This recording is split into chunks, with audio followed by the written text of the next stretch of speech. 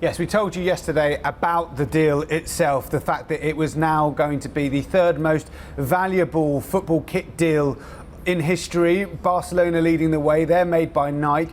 Adidas already on the books Manchester United already on the books for Adidas. That's a huge deal that's been in place for a couple of years as well. And now the importance of securing a London club was the premium reason for doing this. Adidas have had an association with Arsenal before, but not for some 25 years. A very successful period in that time.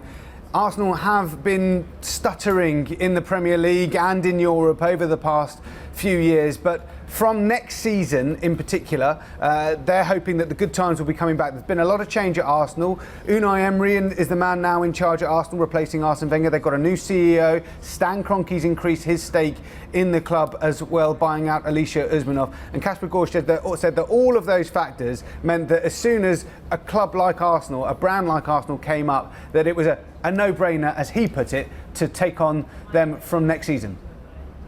The Premier League is the biggest commercial league in the world. We have Manchester United, which is commercially the biggest club, and we really wanted a club in London.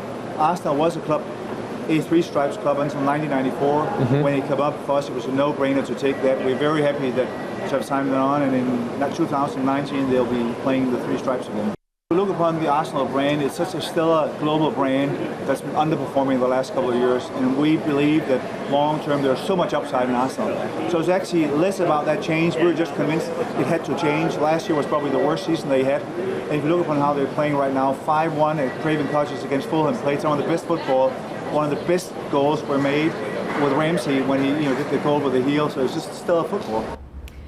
So Adam, obviously a very lucrative deal, but the last time Arsenal won a trophy was in 2004. It's been 14 years That's since Premier League. Last time they won the Premier League. Sorry, Premier League. Well, but more broadly speaking, they haven't been a very successful team footy-wise, just football-wise, skill-wise, in the last decade or so.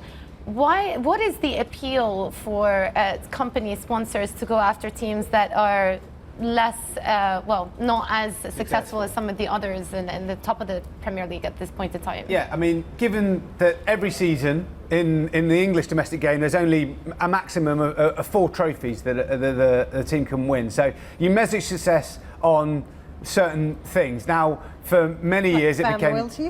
Fan loyalty. Yeah, well, you have to have a lot of fan loyalty sometimes. Just go after the. But I think what it comes down to is the fact that for many years it became a cliche in football that Arsenal counted 4th place in the Premier League as a trophy because that got them into the Champions League, more exposure to global markets. Now, I've been out in the Far East, in Singapore, in Indonesia, and I've seen just the huge appeal that Arsenal have there. Every year they go on pre-season tours, they sell out huge stadiums. That training footage that you saw there, that was from there, and they play in front of huge crowds. So from a global perspective as well as a domestic one, this is a huge deal for Adidas, and they see that Arsenal, well, they could have good times ahead. 9 wins in a row at the moment in the Premier League.